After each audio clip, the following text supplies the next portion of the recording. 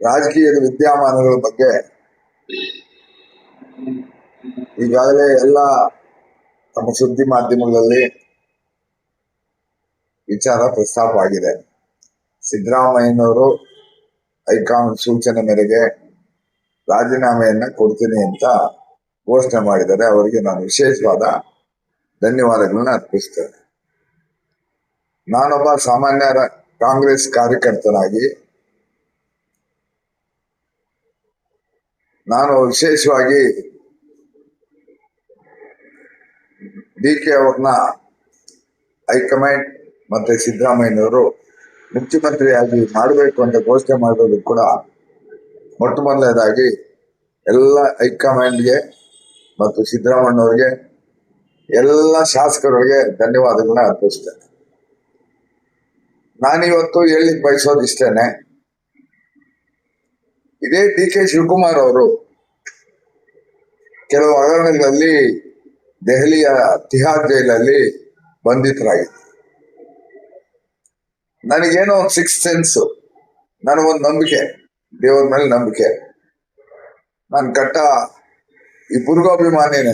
ಸಿದ್ದರಾಮಯ್ಯ ಡಿ.ಕೆ. ಶಿವಕುಮಾರ್ ಇಬ್ಬರಿಗೂ ಅಭಿಮಾನಿನೇ. ನನಗೆ ಒಂದು ಸೆನ್ಸ್ ಹೇಳ್ತು.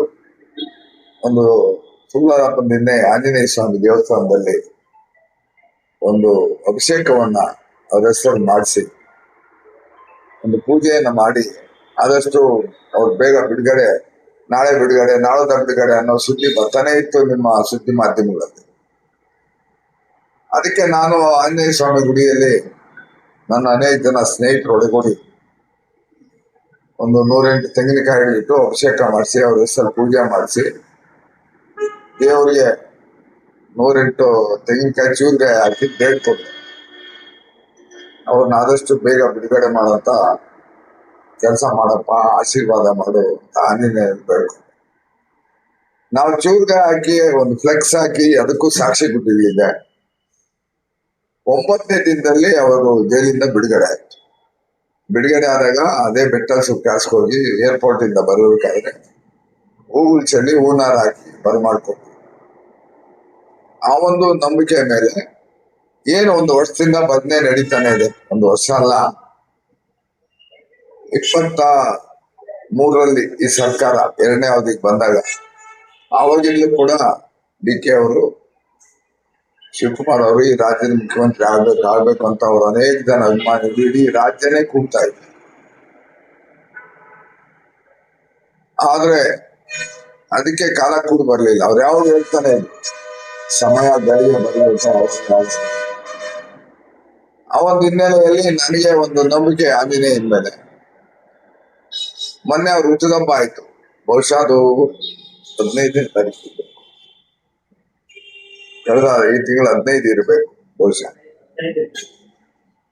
ಯಾವತ್ತು? 15ನೇ ತಾರೀಕು.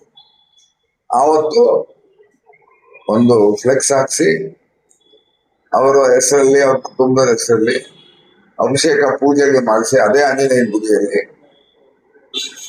ನಾನು ಬೇಡ್ಕೊಂಡೆ ಅವರು ಆದಷ್ಟು ಬೇಗ ಈ ರಾಜ್ಯದ ಮುಖ್ಯಮಂತ್ರಿಗಳಾಗಲಿ.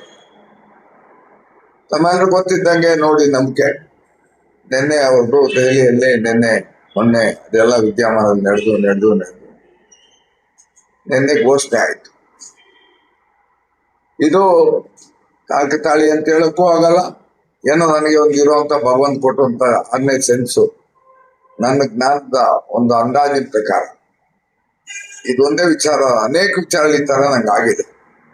ಒಂದು ಮುನ್ಸೂಚನೆ ಕರೆಕ್ಟ್. ನಿನ್ನೆ ಇದು 2ನೇ ಇನ್ಸಿಡೆಂಟ್ ಡಿ.ಕೆ. ಶಿವಕುಮಾರ್ ಅವರ ವಿಚಾರ ನಿನ್ನೆ ಘೋಷಣೆ ಆಗಿದೆ. ಅದಕ್ಕೆ ನಾನು ವಿಶೇಷವಾಗಿ ಧನ್ಯವಾದಗಳು ಅರ್ಪಿಸ್ತೇನೆ.